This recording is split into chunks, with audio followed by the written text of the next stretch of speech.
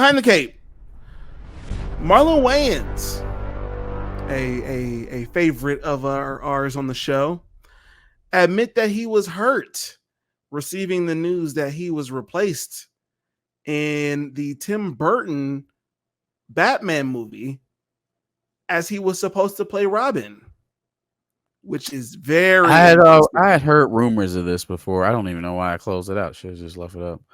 But yeah, I had heard rumors of this before. John Stewart will be the main Green Lantern.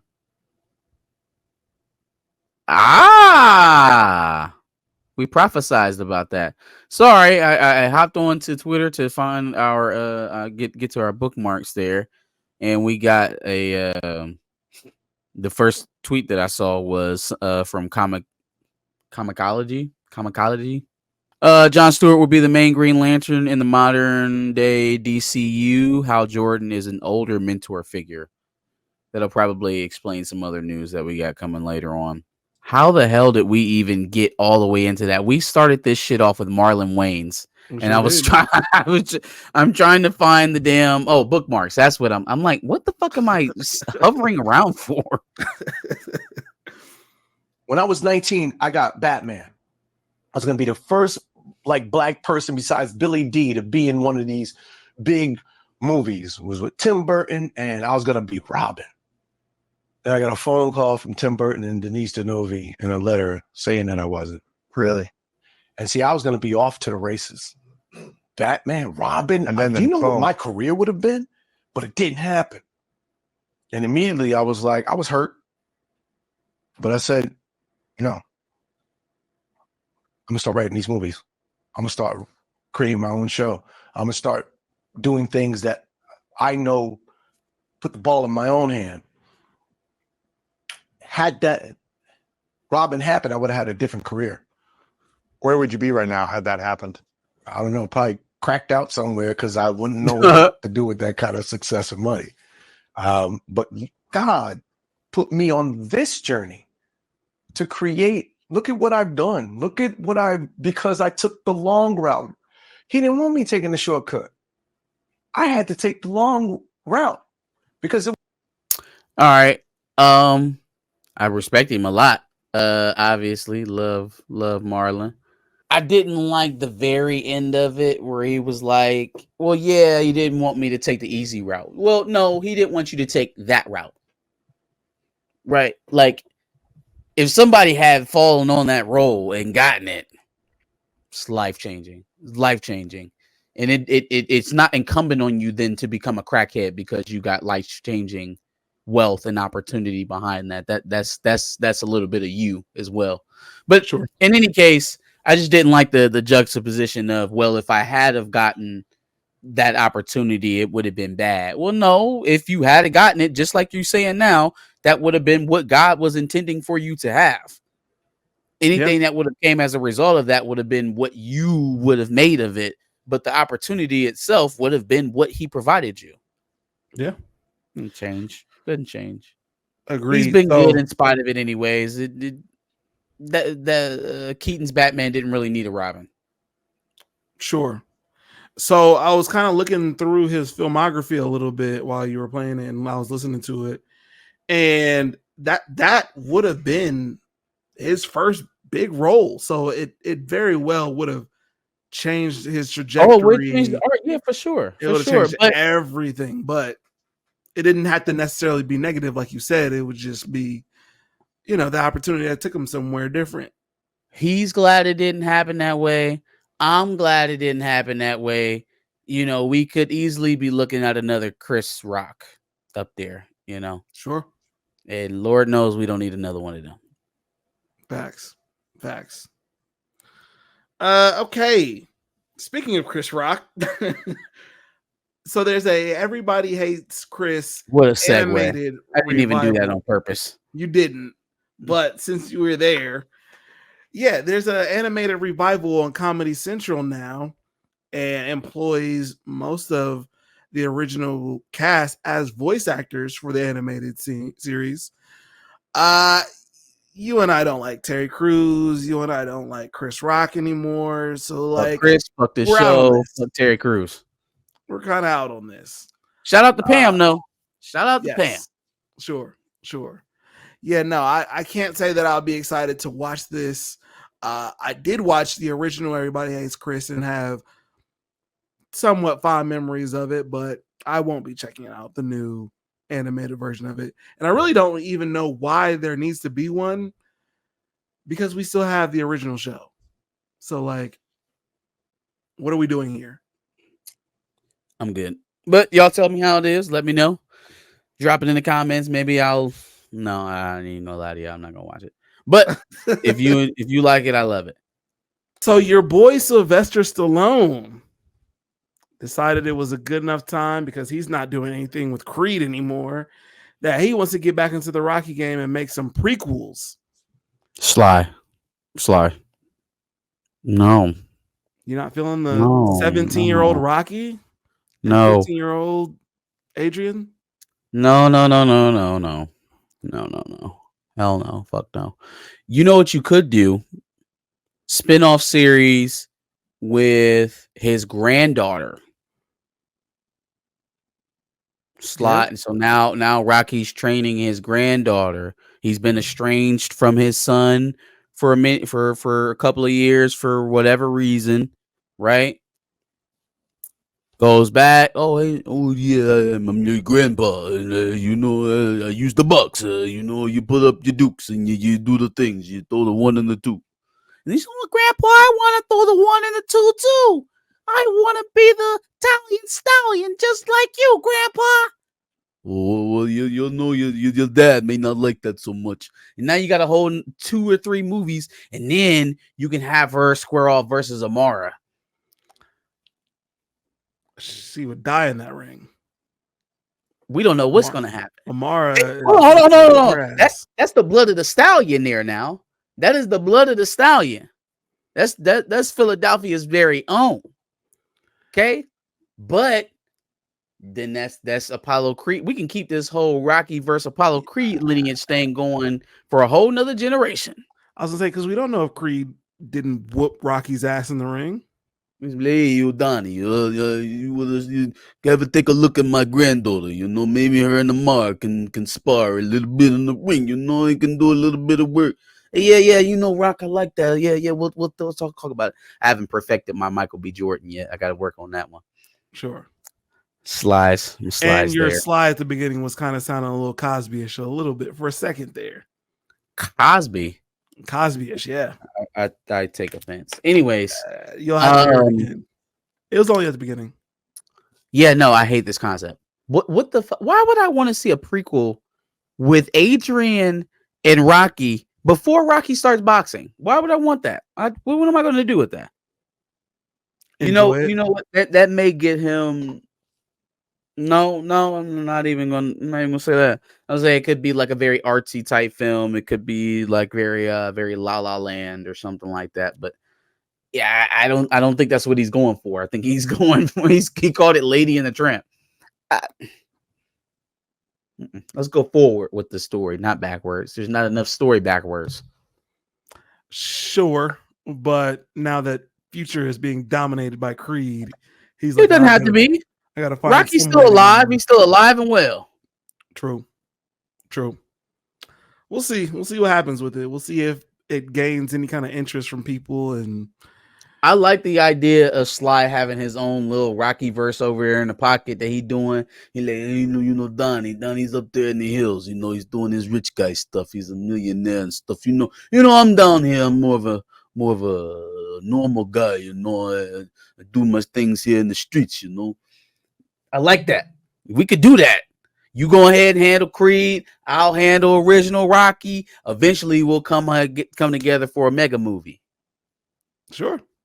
And now that was a good Stallone, not Cosby-ish at all. Yeah. All right.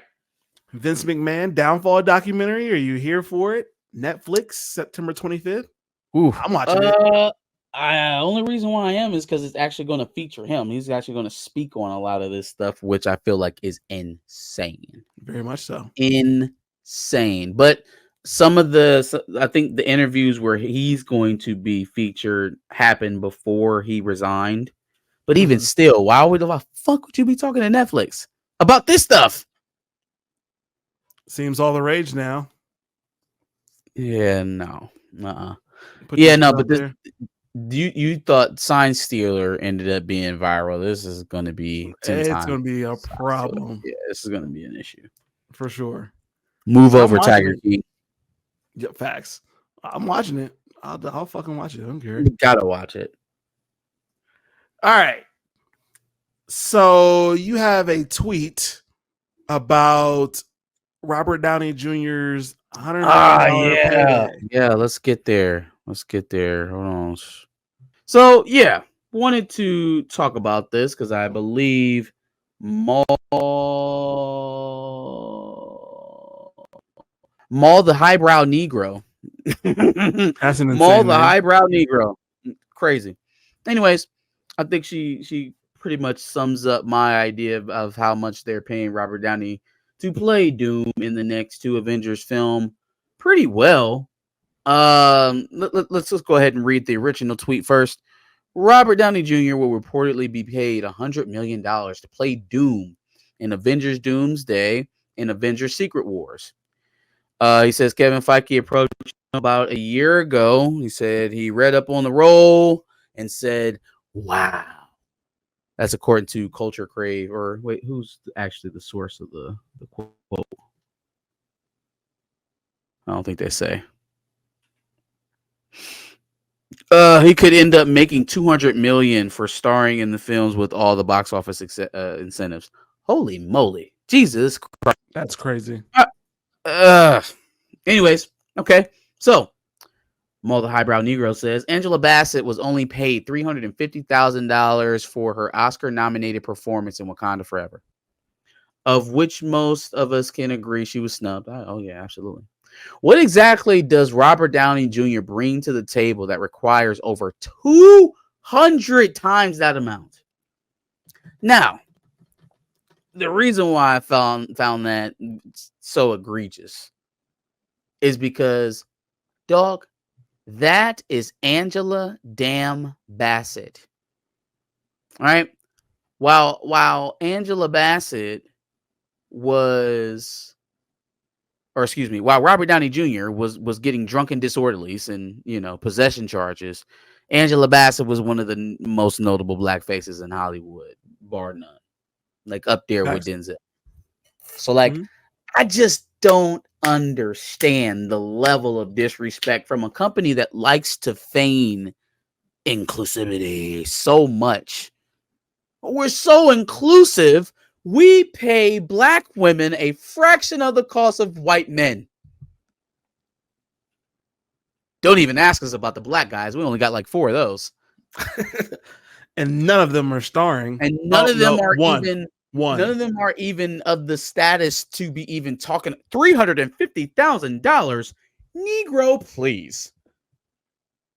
Who do you think you are, T'Challa? Ha! Gross. No, their star is Anthony Mackie. I would be interested to see what they paid Mahershala Ali.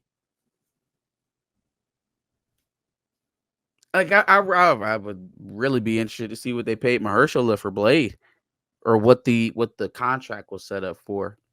You get $500,000. Damn, up to $200 million in incentives. Holy shit! Just give the man a piece. Give him a board seat or some shit. Golly. Facts. What else you want? What else you want? Marvel Jesus. Marvel Jesus is crazy. But yeah, no, insanity. Wasn't really looking for Angela to be the focus of the tweet, but just the amount of money they're leveraging into this Robert Downey Jr. Recast is crazy. It's insane. Sure. Are you excited for Ian McKellen to return as Gandalf yet again? In what project? Is it The Curse of Golem? The Curse of Gollum. I expect it to be heavily CGI. Like even with the Hobbit, you could see where the departure kind of happened. Like I actually believed he was riding that horse some of the times in the original Lord of the Rings. Maybe he was sometimes. I know for a fact he wasn't doing jack shit in the Hobbit series because he looked like he was 2 feet taller and he was running and stuff. I was like, the devil is a lie. Ain't no way Ian McKellen, a decade and a half later, after the original series, out here running down a hill. Yeah, no. So if he's still down for it, obviously he is the character. If he's still with us and willing to reprise the role, I'm always down for Ian McKellen as Magneto or as Gandalf.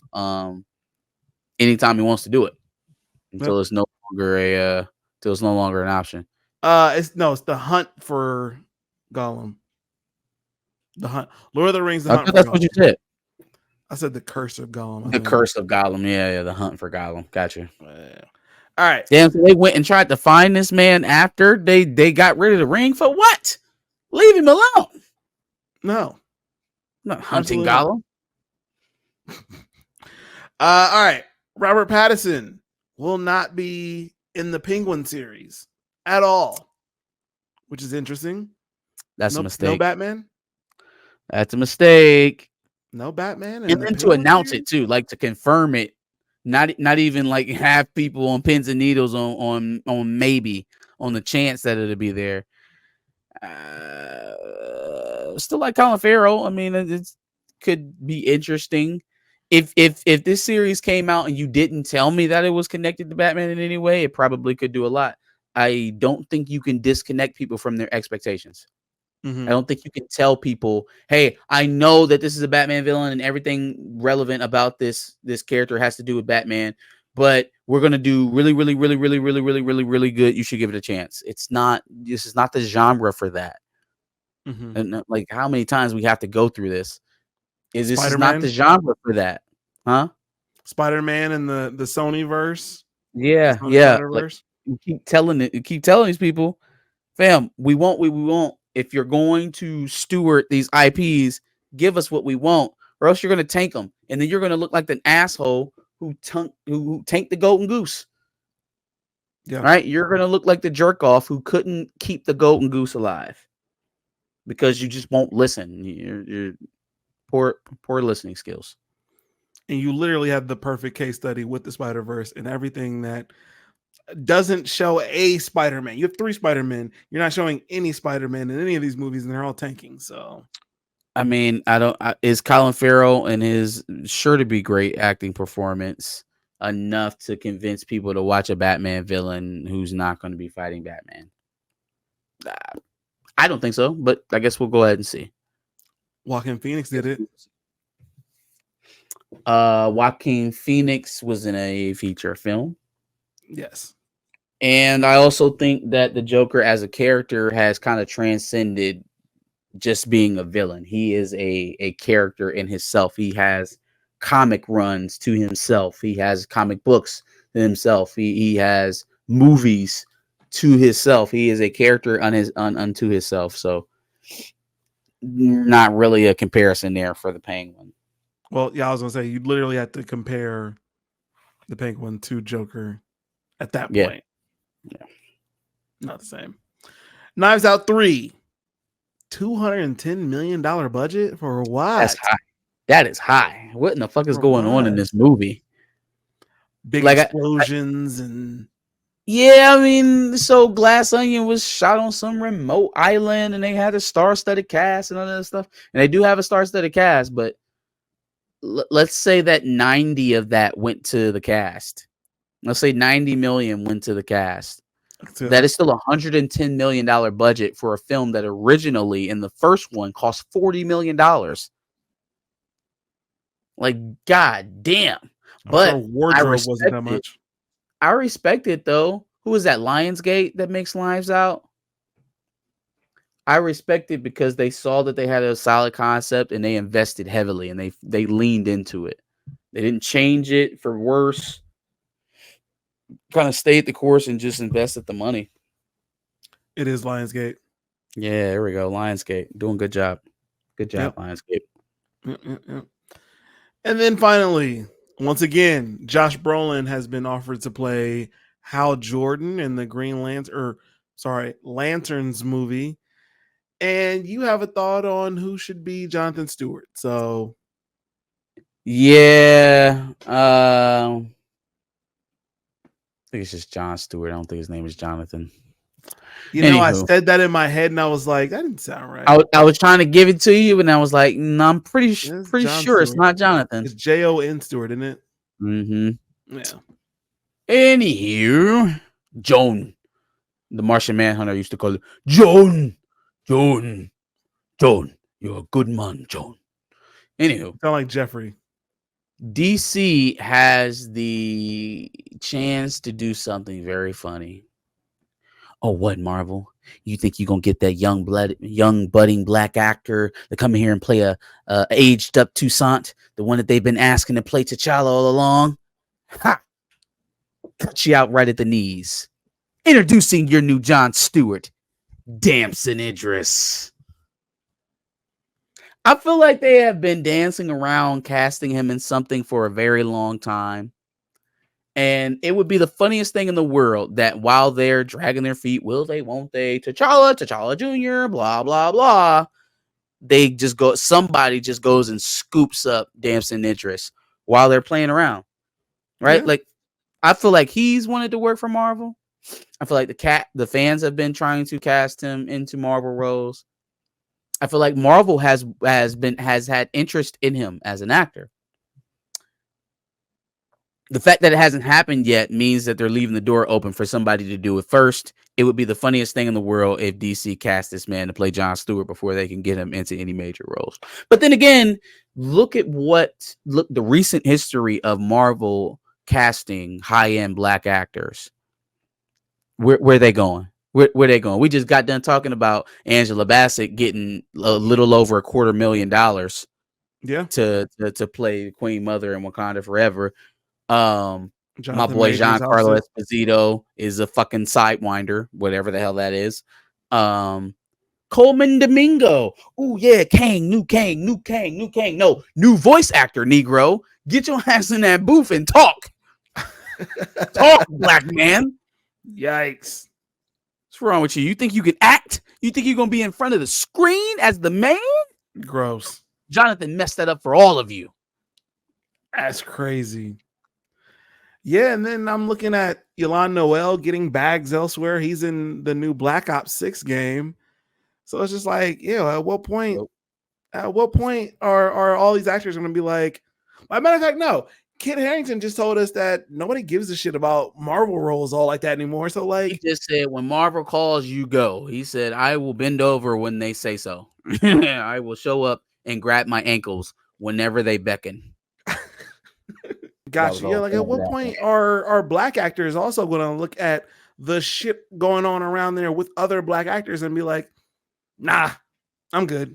Damn, y'all did that to Angela Bassett. I'm not a quarter of the actor she is, and I haven't made even 10% of the money she has. So what the hell? Or Denzel still doing roles. At what point is he going to be like, yeah, y'all just treated Angela Bassett like shit. I'm not signing up for that shit. It is no wonder Denzel has never thought to go ahead and shoot that way. Probably through talking through Sam and Angela, he know better. He knows better. Yeah, facts. You can get your damn hands off me.